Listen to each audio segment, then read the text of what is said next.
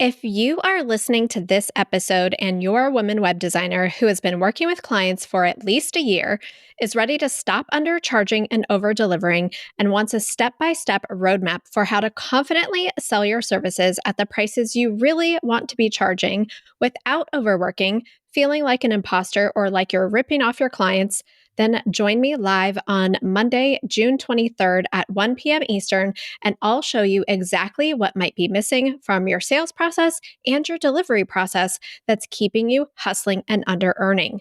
Just go to webdesigneracademy.com/roadmap to enter your name and email address and grab your free spot in this live training. That's webdesigneracademy.com/roadmap. Welcome to The Profitable Web Designer, a podcast for web designers who want to work less and make more money. I'm your host, Shannon Mattern, founder of the Web Designer Academy, where we've helped hundreds of web designers stop undercharging, overworking, and create profitable, sustainable web design businesses. Hello, everyone, and welcome back to the Profitable Web Designer podcast. Today, I'm joined by Stephanie Kase, an online marketing coach and content creator who teaches ambitious female entrepreneurs and brands how to gain visibility with online content marketing that actually converts. So, Stephanie, welcome to the show. Yes, thank you so much for having me. I'm so excited. So, we are going to talk about all of the people that you've helped to build their dream life and how you've leveraged YouTube and grown your channel to nearly 100,000 subscribers to do that. We're going to talk about your Scale Your Business YouTube class and all of the things. But first, I just want to get to know you a little better and have our listeners get to know you a little better. So take me back to the beginning. What's your origin story and what led you to what you're doing today? Yeah, great question. So I actually started almost 10 years ago. Can you believe it? Crazy. Oh back in high school as a photographer. And so I did wedding photography for like 4 to 5 years before I really had this vision of like wanting to build more of an online scalable type business, something that I could do from anywhere and not have to work with clients 24/7 and essentially always trading my time for money and building a type of business that gave me more freedom, especially as I looked into the future of wanting to have a family and have kids and just wanting that flexibility. So I really launched myself then into learning everything about online courses, creating online offers, and also started my YouTube channel. And ever since then, through that channel, have been able to serve. Primarily, it started off with teaching Instagram strategy, social media marketing. I love organic marketing and teaching all things surrounding that, especially nowadays YouTube. And have been able to help over 5,000 online students since then, have done multiple different types of things. But nowadays, I spend most of my time helping business owners with YouTube and showing up there because of how it's changed my business and also just seeing how even my students are implementing like the strategies and frameworks that have worked for me and how they've really taken off. And it's just been really awesome to see. And I also spend a lot of my days at home with my twins, with my husband. As a result of my YouTube channel, my husband was able to quit his 9 to 5 because it brought in enough income for our family. And it's just been such a blessing for us. And yeah, just really on fire to get more business owners and more, especially because I know your audience, I know you guys listening are web designers and you have an online based business. You literally like create websites, right? And so YouTube is such a great opportunity to get found and to have more, whether it's client work and have more online service work or to build out other offers as well. I love that. I can't wait to dive into all of that. So the most important thing I have to ask you though is you're an Ohio girl, right? Yes. Well, I actually lived in, depends on what you define as Ohio girl. So my dad was in the military growing up. So I've lived all over the place, but that is where I met my husband and where I lived for about 6 or 7 years. Okay. And then we just recently moved to South Carolina a couple of years ago.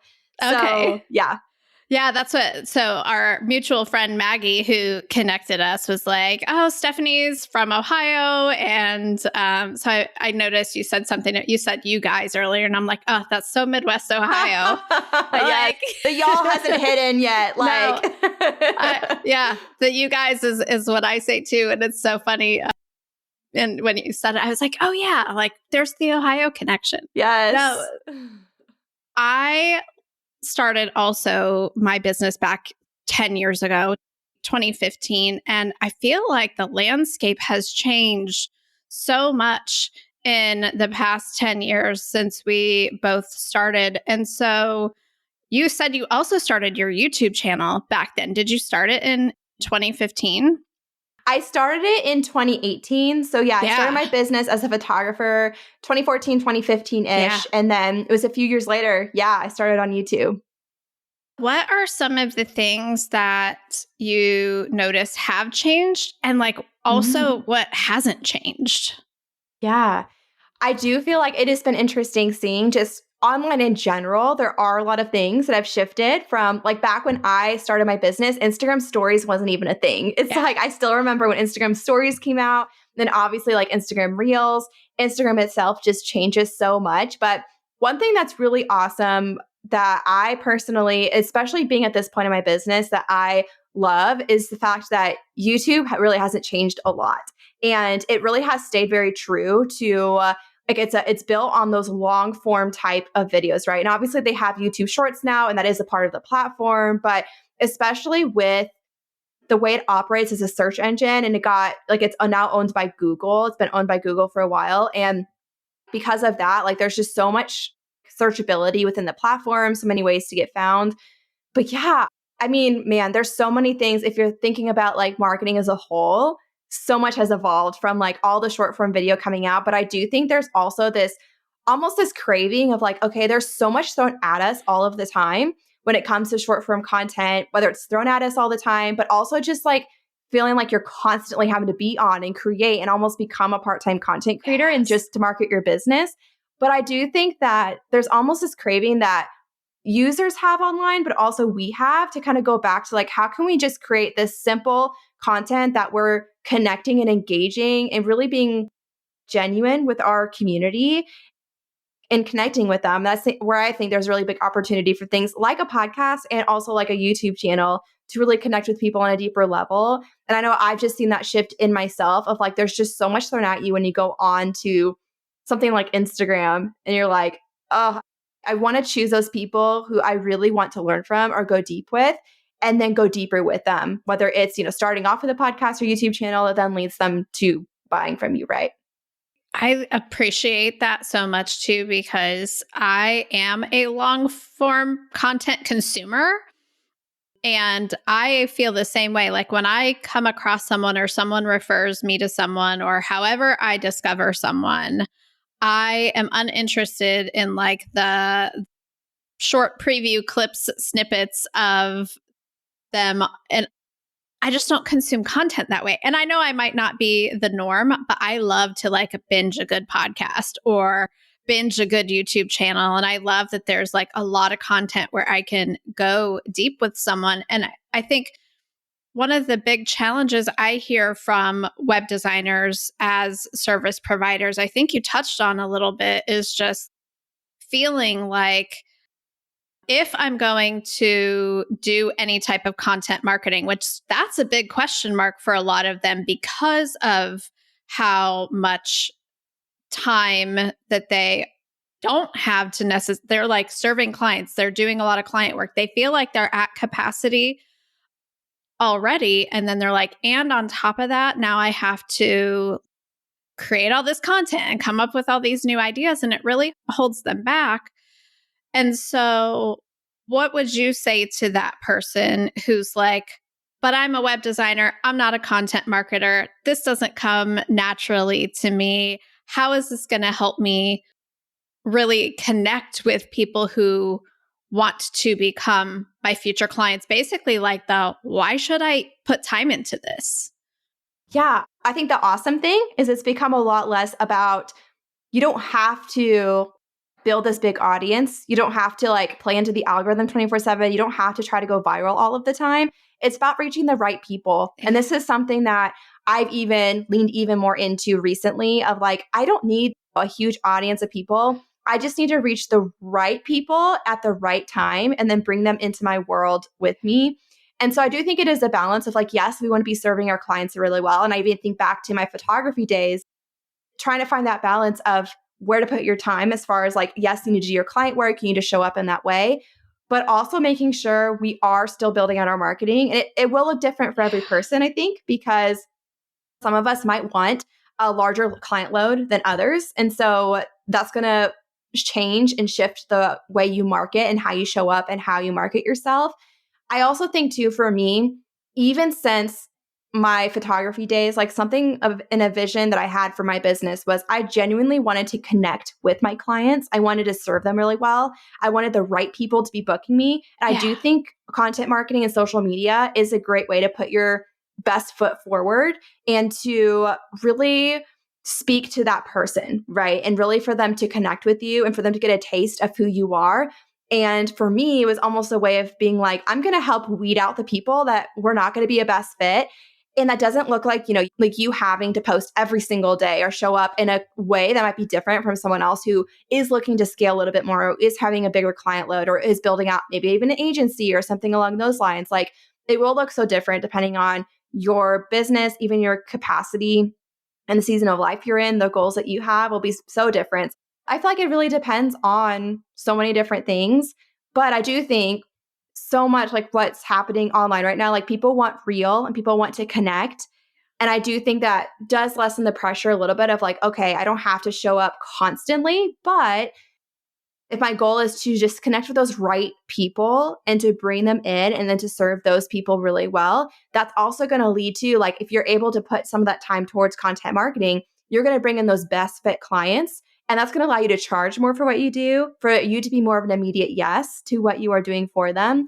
And I know for me, like that was such a big thing, especially when I worked with clients a lot, to ensure that I had the right fit clients. And my social media marketing, even then, I mean, back then it was Instagram, which is crazy because it's changed so much since then.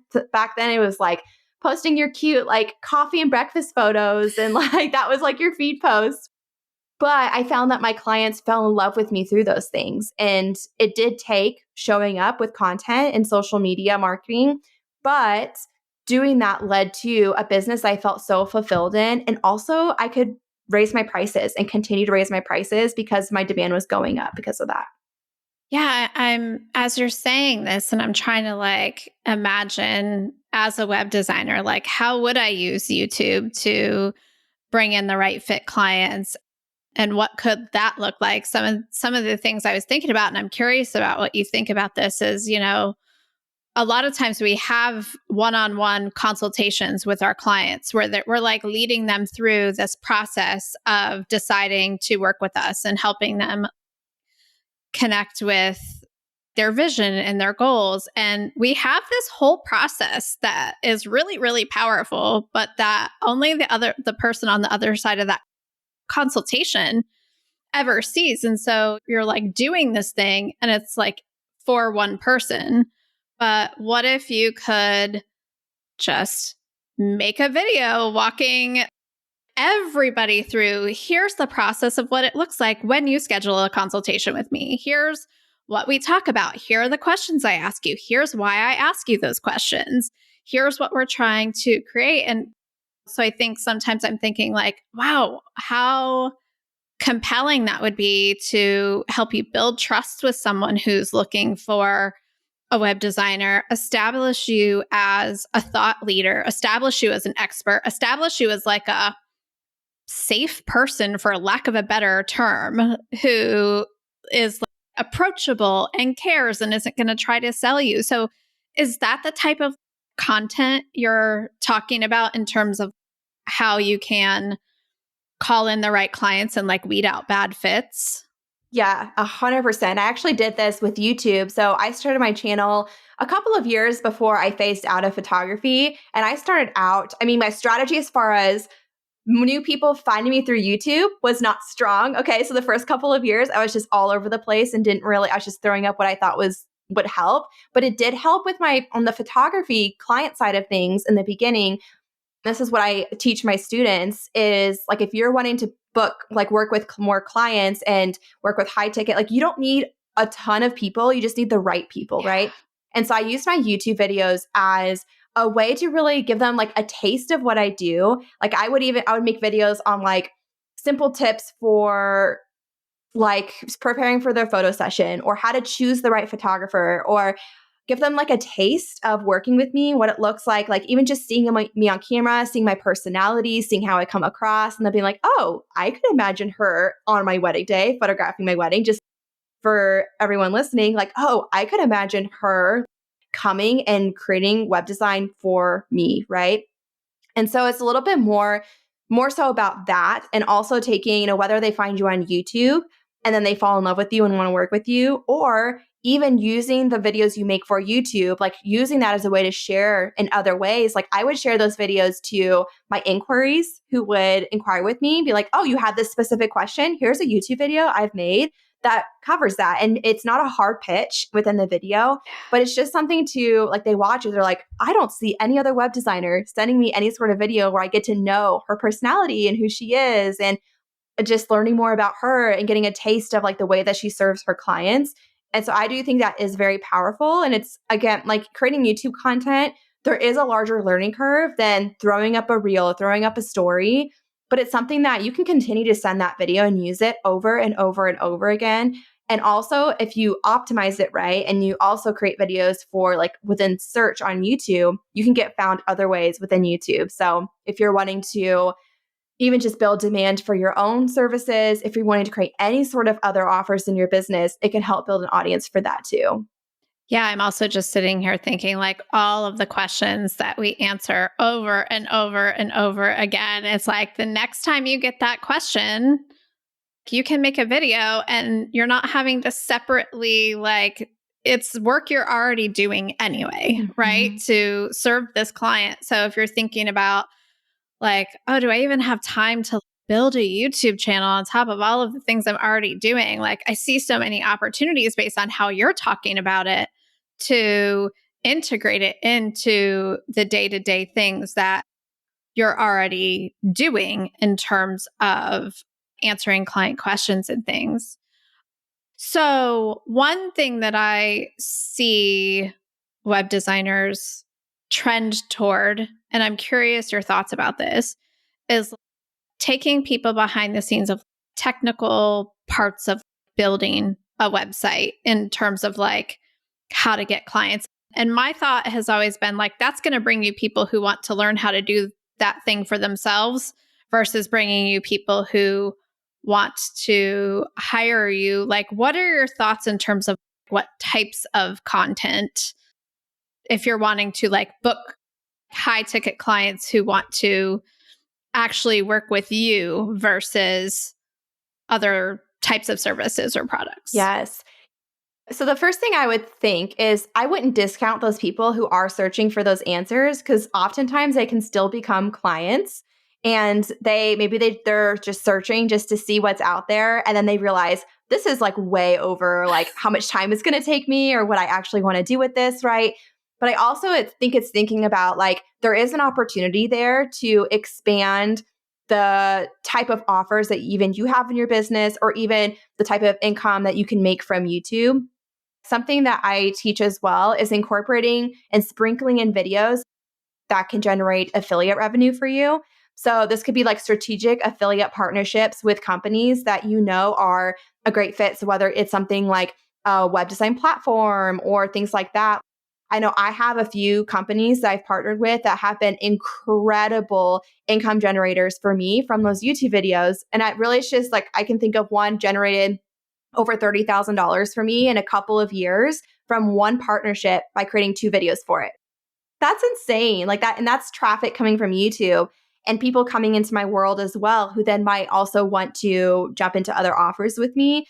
And so I do think there's an opportunity there as far as like, I do think one, that high ticket clients, like I have a friend that comes to mind instantly who is on YouTube and recently told me like, I have had amazing clients find me through the tutorials, like the very technical tutorials I've made on YouTube, who were initially searching for how to do something. Then they're like, wait a second, you can do all of it for me? Like, this is great. So I wouldn't discount that at all. I do think it establishes almost your credibility a little bit of like, okay, she knows what she's talking about. If I hire her, like I have a taste of her personality and I know she's going to understand all of this stuff. Like even for me, if I'm hiring a web designer and I know that they are proficient like in Show It, They know how maybe Kajabi works and how it connects to show it, like those types of things. If I already get a taste of that from their YouTube channel, I'm like, that's awesome because I'm not going to have to explain anything. You already know all of this.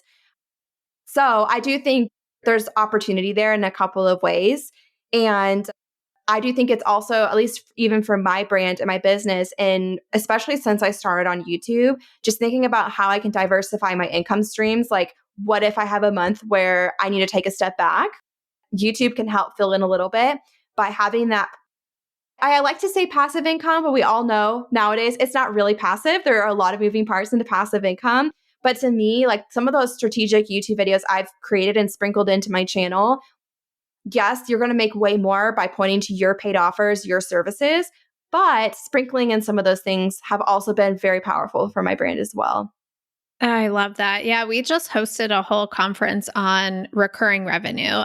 And yeah, it's like the same thing. Like we want to call it passive income, but it's not necessarily like effortless or purely passive, but it can be. You Mhm. can create those things that continue to generate you money and you put in the effort once for that. And I think that's, yeah, it's so fascinating, the all of the different ways that we can create different revenue streams.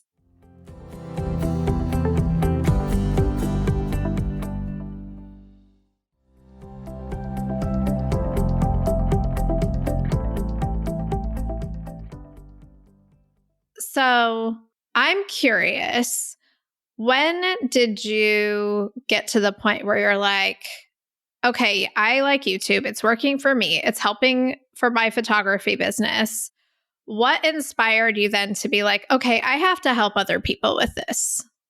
Yeah, it was. So I initially did a lot of photography and then so actually, if we can back up a little bit, in 2020, I was ready to quit YouTube. I was like, I had been on for a couple of years, been all over the place, hadn't seen a whole lot from it. Yes, great for my clients, but not so great for getting outside of my current audience and going Yeah. the direction I wanted to go. And so I was like, I'm going to figure this out, double down. And I spent a lot of time analyzing YouTube, how it works, but then also applying it to use it as a business owner. And then that's when my channel really took off. So over the next about 4 years, it brought me a whole new set of people, a whole new audience that I was not reaching through Instagram or other ways. And in a way that was organic, right? Like, this isn't paid ads. This isn't having to post every day. It's one simple long form video every week to build consistency and growth on a YouTube channel. And now I'm trying to remember your question. Well, yeah. So once you kind of figured that out for yourself, what Right. inspired you to help other people with it? Because you could have just been like, cool, I cracked the code for me. Let's just keep this going. Like, yeah. Yes. Yes. So after seeing that kind of results for a few years, like again, like I mentioned, it grew to the point. So 2021 is when my channel that whole year was really like I was building an audience through Yeah. YouTube. I launched my first course, like not photography related, which was a big deal for me at the end of 2021. And the following year is the first time I hit multi six figures in gross revenue for my business. And being an online digitally based business, my profit margins are also really great. So Yeah. my husband's been able to come home. It was just such a game. Like for me, I was like, wow, this has changed my life so much. And I was still going with like the teaching social media marketing. I was really focused on Instagram Reels, teaching just content marketing in general. And then I started to realize like I launched my course YouTube for Business at the beginning of 2024 and started to realize just the impact it was making for my students already from them implementing what I was sharing inside of the course, from them going through it, starting channels, restarting channels, already seeing sales from it. And I was like, this has just changed so much for me. And there's no way, like in 2022, that same year that my business really grew, I became a mom. I had twins. I essentially went 6 months. Like my team member, who's been still with me to this day, she works part time for me, and she had just started working for me like right before that. She's like, she looks back. She's like, you were a totally different person in those 6 months. Like I was just like, peace out. I'm like, I had twins. I was the main caretaker. We didn't have a ton of help around, so I was just like, YouTube was the thing that kept going. A lot of my business to really keep going because I had been showing up for a couple of years, had really gained some traction. And so my videos continued to gain views, and was able to like batch create some content beforehand to go out while I was away. And then I did take a couple of months off even once I got back. And so I really had 5 to 6 months of just like really having so much breathing room and stepping into motherhood. And then also, for my husband to then come home, for me to get to have like more set work hours, and for him to be at home with our family, and just the freedom and the time that it gave us. Like when I look at the different options out there for organic marketing, YouTube is so unique in the sense of like, even for just talking about all of marketing, like including paid ads and stuff, it's something you can truly create videos and they can continue to market for you for months or years to come. Like when I looked at the views from my YouTube channel in 2024, the top viewed videos were from 2021, 2022, and 2023, continuing to gain me views in 2024. And like I mentioned, YouTube, the platform itself, hasn't changed a whole lot. It's very similar like Google, right? Like Google, yes, they make little changes, but it hasn't changed a whole lot. If you think about it's a search engine, you're searching things on it, you're getting found on it. And so it really just changed so much for me. It's like this bedrock for my business. Like I know like if something happens, and especially it's so reassuring, especially being the breadwinner right now for our family and being at home with little kids, like knowing if something happens or, when I need those steps back, or I had like another maternity leave last year with my third, it really does continue to go for me. Even if I can't manage any paid ads, even if I can't post on Instagram every day, even if I can't write an email to my newsletter every week, it's something that continues to go and continues to gain views. Like even last year, I went through mold toxicity and had a lot of healing happening, and filming a lot of content was just not happening for me. So I took about 6 months off from my channel and just postpartum with my third baby. Sure. And my YouTube channel still gained over 1 million views for my long form videos that I had created before then. And so just seeing how like that, literally those viewers were turning into leads for my business, was turning into income for my business. And I'm like, wow, I want more business owners to experience this, to give more of that breathing room. And it's almost just like that, like I don't have to post on Instagram every day if I don't want to. Like often it feels like that's the main option, right? Or immediately jumping into ads. And a lot of business owners, it's just not a good fit, or it's just not the right time to do that, right? And so I just see it as this like incredible opportunity. And ever since, so really like beginning of 2024 is when I started teaching more on it. And then more recently, so the end of 2024 is when I really felt called to go all in on just teaching YouTube. So to really come down from teaching a lot of different strategies with content marketing and focus on YouTube growth, and just seeing already like the transformation my students are having in starting their channel, and just a couple of weeks later, like seeing sales already and already having videos rank in search, and hearing from my students of like, wow, this is so like motivating and exciting. Even though it is a long-term platform, like you can still see those results right up front with good like keyword strategy, good video strategy. And it's just it being a breath of fresh air and motivating when sometimes it feels like Instagram is just constant, everything's thrown at you all the time. There's always pressure to create and post, and always post every single day and create new content. And so I really feel like it's a way that you can just get found around the clock, even when you're not physically in your business. And I know that, well, we know there's a lot of different things that go into that actually make that income happen. But it's things like seeing those client inquiries come in, even when you've taken a week off and haven't posted on Instagram that week, because people are finding you through YouTube content. And so it's just been incredible to see, especially since going even more all in with it over the past, this be like 5 or 6 months or so. Seeing the results that my students are already getting, it's just been absolutely awesome. I love hearing that story, and just how it's really tied to freedom and autonomy and choices, and not feeling so trapped by it's like, yes, our businesses should give us freedom, and not just the money that we make and the clients that we serve, but like the marketing that we do to create that. It all should feel like freedom, not just I'm going to churn out content for this platform 24/7 so that hopefully maybe I can make enough money off the back end of this so that I can have the freedom I feel like that's backwards. And I feel like what you're saying is you get to start with a strategy that allows you to step away when you need to, go more all in when you have the capacity to do that, back off when you don't, and that it doesn't have to be this like foot on the gas the whole entire time, Mhm.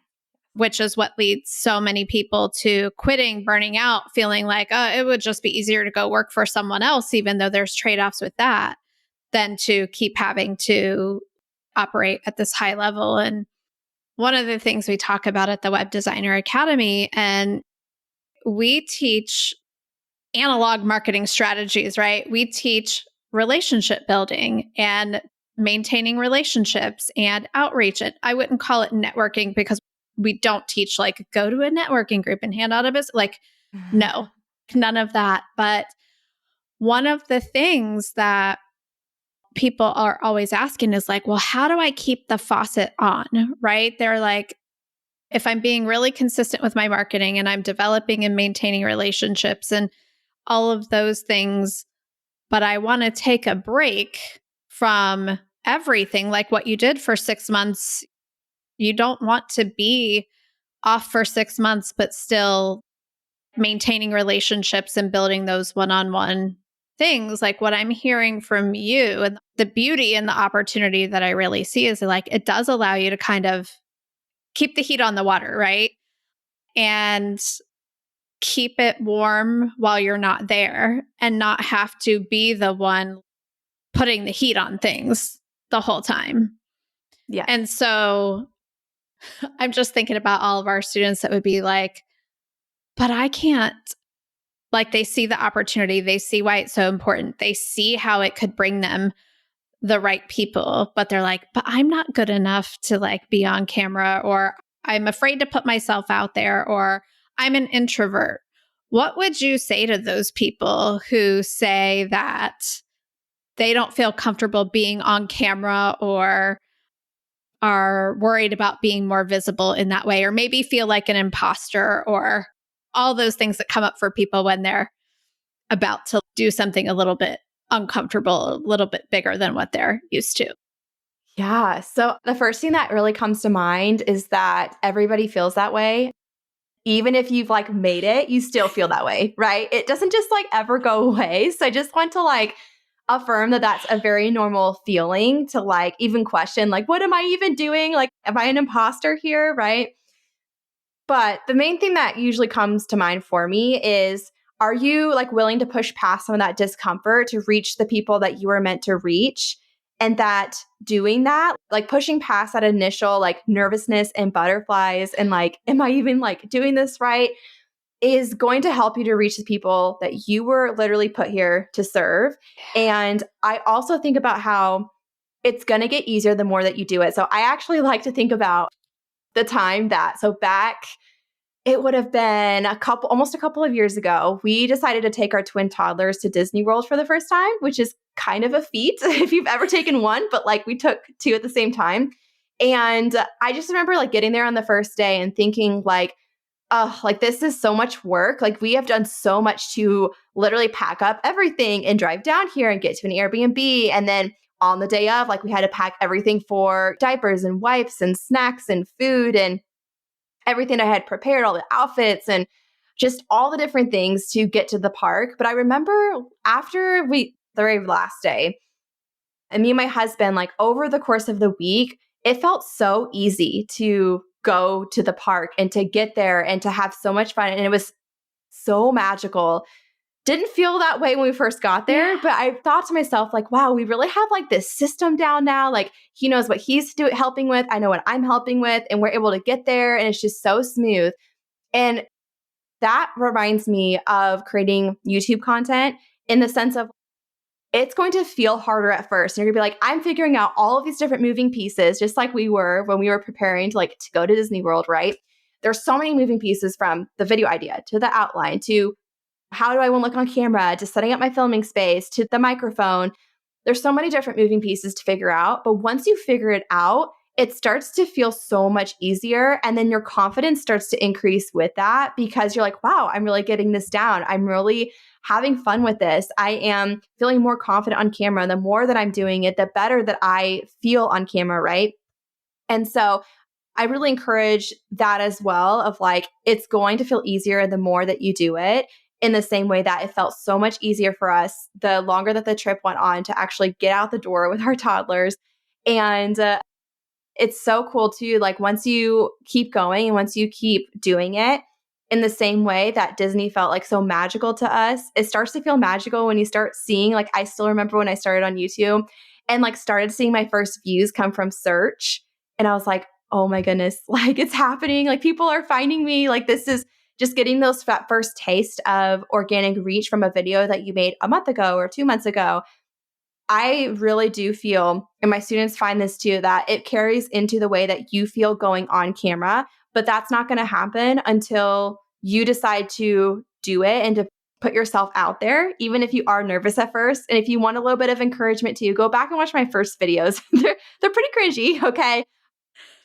No one's going to be perfect at it at first, right? But by pushing through and putting yourself out there, it's going to help you reach the people you want to reach. It's going to make you get better and better at it and develop those systems and streamline that workflow and get better at camera and feel that confidence as well. So I remember my first videos that I made for they weren't like YouTube videos, but they were videos teaching how to build a website like way back in the day. Because I started off with affiliate marketing and teaching people how to build a website and how to set up their blog and all of that stuff. And I remember the first video I made just teaching someone like how to buy web hosting. yeah. It took me like 2 days to film that 10-minute video because I was putting so much pressure on myself to sound different, look different, be the version of myself who's like 25 videos in or 250 videos in and not the first video. And I'm so what? It took 2 days. I did it and I put it out there and it's cringy and I should find it. But I did it and I kept doing it and I kept doing it. And I think it's fine that it took me 2 days to like get over seeing my face move and talk and hearing my voice and all of the weird things that we have this like had this inner critic that's like, you really sound like that? Your mouth moves weird. You blink a lot. Like all of this just chatter where I'm just like, mean girl in my head, go sit down. We don't need you right now. Like, and kind of just getting through that discomfort of it. And I love your analogy of going to Disney and how, it wasn't easy at first, but it was so worth the experience. Like you would never not do that. You would never not go through the beginning to get to the end. Right. Exactly. Oh my goodness. Yeah. And once you start to like taste how like that magic of like seeing that growth on your channel, you start to see people commenting on your videos. You're like, oh my goodness, people are watching. Even if like I don't totally love the way I sound on camera yet. And what's cool too about YouTube nowadays is that it's become even less, like one big shift I've seen happen since I started on YouTube is it's become way less like scripted and like it has to be this super professional edits with all these pop-ups to like keep people's attention. People just want to feel like you're sitting down and talking over coffee with them. Yes, we'll do some editing to tighten things up a little bit and just make it a little polished, but it doesn't have to be one complicated editing that's over the top with all of these different things popping up. But two, it can be simple and just like you're sitting down talking to a friend. And it is funny now that I filmed YouTube content, especially for years.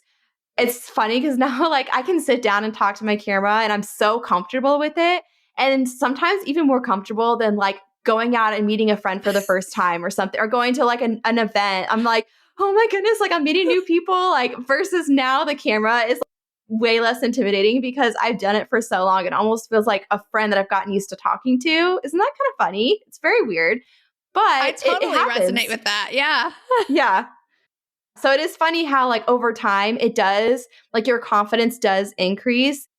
And also I think it is so like it's almost getting over that initial like 3 to 6 months of seeing growth on YouTube and uploading consistently. And once you start to see that consistent growth and those consistent views and leads and sales come in from the reach that you're getting, then you're like, okay, I can't afford to not do this. Like even for me, I have, well, my twins just turned 3, but 3 under 3. And so even for me with really young kids, YouTube has been one of the things that's still so worth it. I can do it on my own time. As long as I have a few hours blocked off in one day, I can get it done. I can pre-create videos whenever I want. It's not this pressure that I like have to show up on this certain day every single day, which has just been really freeing for me too. So you touched on a lot of my hesitations about even going in, like even doing a YouTube strategy personally, when you were like, you don't have to have these super edited videos with all of these cuts and animations and all of these things to keep people engaged. And the way you talk about it is so accessible and approachable. And I personally have not talked to anyone else about YouTube who talks about it in the way that you do, where you're saying it's really like having a conversation. And yes, you want to tighten some things up and do things like that. But the way you are talking about YouTube makes me think about how I feel about my podcast, Mm-hmm. Mm-hmm. where I was so all in on podcasting that I didn't even think about like, oh, but it's going to take maybe 3 to 6 months for me to start hearing that people found me through my podcast. I went in knowing that. And I was like, I know because this is my second podcast. It's a different audience than my first podcast. And so I was able to look back at my first podcast and say, oh, okay, it really didn't like start creating that type of result for me until about 6 months in. And so when I started Profitable Web Designer, I knew I'm like, yeah, I'm just going to do this for 6 months and not obsess over metrics or even make it mean very much. Just make sure that what I'll look at the metrics is to just check, like, did I do everything correctly? Is this actually published and like being distributed? Okay, cool. Check. Moving on. Next episode, get the process down, get comfortable. Mm-hmm. And 6 months in, I start getting people joining our program. And I'm like, where did you hear about us? They're like, your podcast. And I'm like, it's working. Like, you get so excited. And the way you're talking about YouTube makes me feel like, oh, okay, this is doable, approachable. I don't have to be someone I'm not or pretend to be someone I'm not. I don't need to have a film crew or an editing crew or all of these things. And so you're like, I don't think this was your intention, but I think you're like, I'm getting sold on this as a way to connect with more people. So I appreciate your approach, I guess, is what I'm saying. Yes. Yeah. And I even say, like, because I have a lot of students who, like, most of my students have already been building a brand somewhere else. Like, they know their ideal audience, but even for them, they're like, I don't know if I'm ready to like invest in this fancy camera with gear. And like, I just don't think I'm ready to like figure all of that out. The one biggest tip I can give you with that too is there's a simple microphone. It's called the Rode Video Mic Me that literally plugs directly into your smartphone. So easy. You don't have to adjust any settings. And you can use your smartphone to start with YouTube videos. Like, it doesn't, like, honestly, the first camera I bought to record YouTube videos on, I paid like $1,000 for it. And I think my smartphone does a better job now than those videos. Like, when I look back, I'm like, wow, the quality of my smartphone is actually way better. And a lot of them use 4K as well. Like, you can do 4K. And YouTube loves seeing that. So I encourage you, like, if that's going to hold you back, just use your smartphone. My favorite editing program, if I had to recommend one, I mean, obviously there's the free iMovie editing program on all Apple computers. That's a great start. There's also Descript that I know a lot of podcasters use as well, but it's a great editing platform that's a subscription based. So it's like a low cost to get started with it. And it has AI tools in it where you can literally click and remove your ums and remove the filler work, like the filler gaps of time. So I do that. Even I love Final Cut Pro. It's about $300. It's a program. It's like an upgrade from iMovie. It has a lot more features. So I'm fairly familiar with it from using it for years now. But I still, even now, will use Descript to, usually I can edit the whole YouTube video if it's a little more complicated. Sometimes I take it into Final Cut Pro, but for the most part, I do a lot of my edits in Descript and I absolutely love it. I think it's very user friendly. And it's also, they have those AI tools to like make things really fast. So if I can give you an encouragement with that. So really the main things that I'm just doing is trimming out like when I like gaps in my talking. I usually do add one like pop-up overlay with what I like to teach. And I talk more about this in my YouTube cash flow masterclass, which I know we're going to link or whatever, but you can go to my website and find it. And I just lost my train of thought. Like trying to think. 3 under 3. No, you lost your train of thought? That's crazy. You mentioned a pop-up overlay that you yes. did. Yes.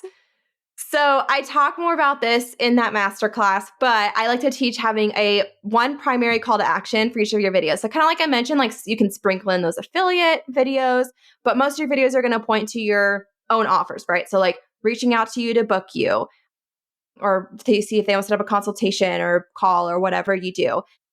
Maybe it's an email list opt-in, like having that call to action in there and having some sort of like visual of what that is. It might make more sense for some things than others, but like for me, if it's a email opt-in, I'm making sure I have a visual there. But otherwise, I keep it very simple. We don't do a ton of overlays. Like you can add more things if you want to, but I really don't think you have to if you don't want to, and it still be very, very effective.